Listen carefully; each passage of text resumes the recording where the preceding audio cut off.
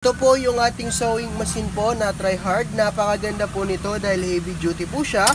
Ito po yung selector type. Makita nyo naman po dito po yung pinaka mga design na pagpipilian.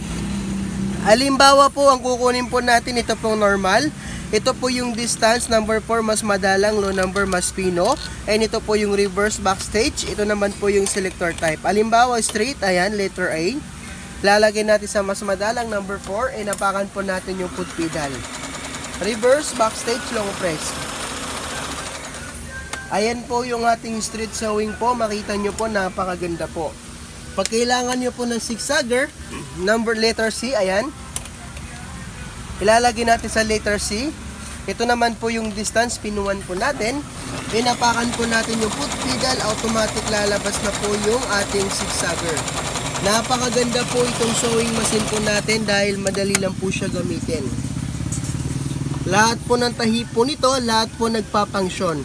Halimbawa naman po, letter A, ayan. Ang gagawin natin, tatapat lang natin dito. Basta may tapat natin, apakan po natin yung foot pedal po natin dahil automatic lalabas na po yun. Ganun lang po siya gamitin po mga boss madam.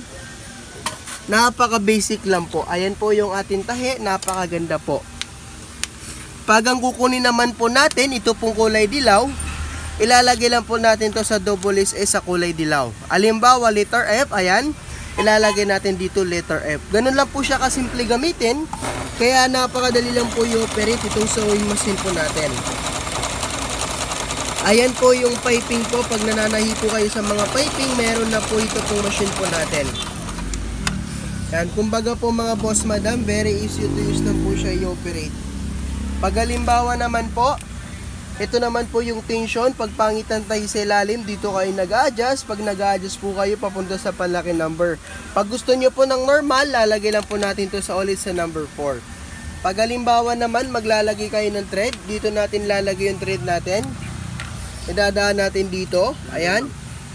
Number 1. 2, tension adjustment.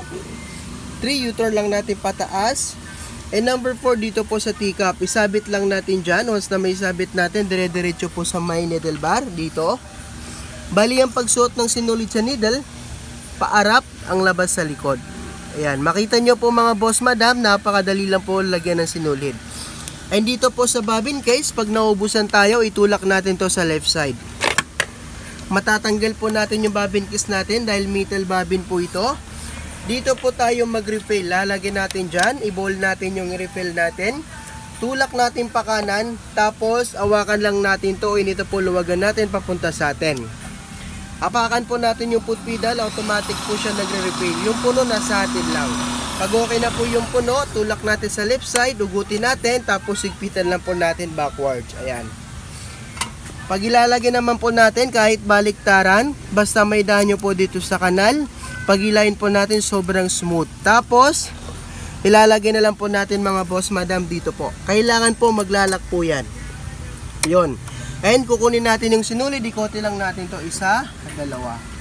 Yung dalawang thread natin, lalagay lang natin sa likod ng foot. I-close na lang po natin, automatic po mananahi na po tayo. Napakaganda po itong sewing machine natin dahil madali lang po siya gamitin.